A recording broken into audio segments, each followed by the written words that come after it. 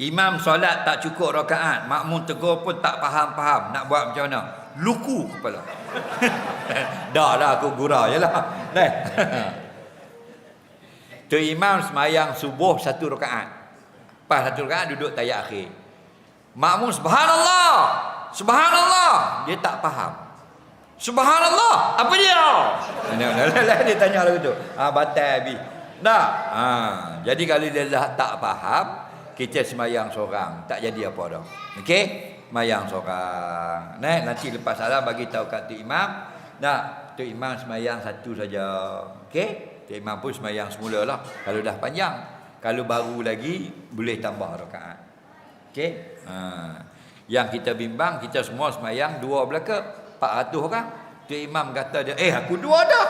Sakit. Padahal dia 1 lah. Dia tetap kata 2. Dia segan kat kita, dia kata 2. Tak boleh. Kita yang 400 orang ni jadi 3.